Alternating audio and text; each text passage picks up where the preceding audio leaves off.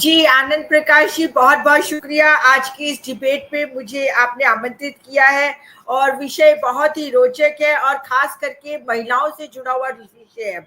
इसमें जो आपने लिखा है कि भी महंगाई की मार 2024, तो हम सब महिलाएं हैं और हमें मालूम है कि घर का बजट कैसे संभालना पड़ता है और कैसे घर चलाना पड़ता है। चाहे घर के दो व्यक्ति कमा रहे हो या बच्चे भी साथ में कमा रहे हो, जैसे कहकशा परवीन जी ने बताया कि फिर भी आज की तारीख में बहुत मुश्किल हो रहा है। और मैं आज एक आपको जो थोड़ी राजनीतिक बात करूं, तो 2014 से पहले जब नरेंद्र मोदी जी गुजरात में चीफ मिनिस्टर थे और यहाँ पर उनका मतलब प्रधानमंत्री के तौर पे अभी नहीं बने थे, तब बड़े जोर शोर से अपने भाषणों में कहते थे कि बहुत हुई महंगाई की मार, अब की बार मोदी सरकार। और भाषणों में वो ये भी कहा करते थे कि ये जो कांग्रेस के प्रधानमंत्री है वो महंगाई का म बोलने को तैयार नहीं है, महंगाई का म बोलने को तैयार नहीं है।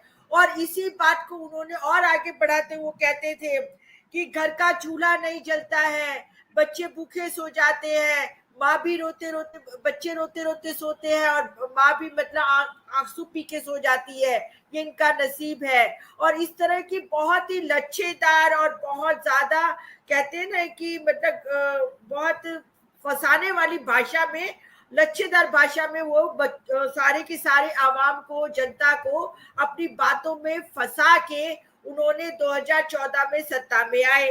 अब जब 2014 से पहले यदि आपको मैं याद दिला दूं, तो गैस के सिलेंडर के ऊपर अगर 10 रुपया भी बढ़ जाता था, तो इन्हीं की स्मृति ईरानी जो फिलहाल इनके यहाँ पे कैबिनेट मिनिस्ट्री रह चुकी है, अब कैबिनेट मिनिस्टर है, वो सिलेंडर लेके सड़कों पे बैठ जाती थी और खूब इनका मतलब प्रदर्शन, आंदोलन, रैली, धरना ये सब करता था, चक्का जाम कर देते थे। पर आज आप देखिए 2014 से पहले सिलेंडर का भाव था सिर्फ 410 रुपया और अभी ये 900 के पार भी हो गया था। इसके बाद पेट्रोल का भाव सिर्फ 71 रुपए था, अब ये 95 को भी और सेंचुरी को भी पार कर गया।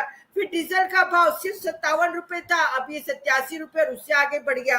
अब टमाटर हमने सबने देखा है कि 200 रुपए के भी पार जा चुका था। फिर अदरक भी 400 रुपए के पार जा चुका था। और 2014 से पहले डॉलर की कीमत सिर्फ 55 रुपए थी, अभी ये डॉलर की कीमत हो गई है 83.36। तो इतना ज्यादा मतलब हमारा पैसा भी गिर गया है। और आप समझ सकते हैं कि जैसे ही पैसा गिरता है तो महंगाई बढ़ती बढ़ती और बढ़ती है। तो यहाँ पर जब से मोदी सरकार आई है तो घर का जो गृहस्थी है वो, उसका जो बजट है वो डामाडोल हो चुका है। आटा, दाल, तेल, चावल, सभी चीजों का, साबुन, शैम्पू, घर की हर चीज का भाव बढ़ गया है। अब यहाँ पे मैं आपको याद दिला दूं, तो 2010 से पहले तक 3 रुपए प्लेटफॉर्म का टिकट आता था, आपको अगर याद हो तो सिर्फ 3 रुपए। उसके बाद वो थोड़े समय के लिए 10 रुपए बना और आज आप देखिए प्लेटफॉर्म का टिकट भी 30 रुपए से 50 रुपए तक बढ़ गया है। और फिर जो रेलवे की टिकट्स है वो भी, मुझे मालूम है कि मैं अहमदाबाद से अगर मुझे दिल्ली जाना होता था तो स्लीपर क्लास में 200-250 रुपए की टिकट लेके मैं दिल्ली पहुंच सकती थी।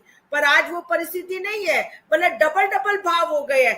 एक तरफ कांग्रेस और उससे पहले की जितनी भी सरकार है 2014 तक की जो आई थी, उनके समय के भाव आप देख लीजिए, और दूसरी तरफ ये 10 साल के मोदी सरकार के भाव देख लीजिए, डबल से भी आगे बढ़ गए हैं। तो कितना आप समझ सकते हैं कि देश के अंदर महंगाई का मतलब जुल्म और सितम हो रहा है।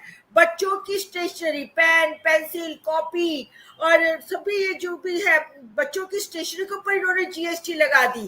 खाने पीने की चीजें, पैकेट का दूध, दही, आटा, इन सब के ऊपर भी जीएसटी लगा दी। मतलब ये किसी भी तरीके से जो सामान्य प्रजा है उनके जेब से पैसा कैसे लूट लेना, कैसे छीन लेना, जेब कैसे काटनी, ये इनको बखूबी आता है।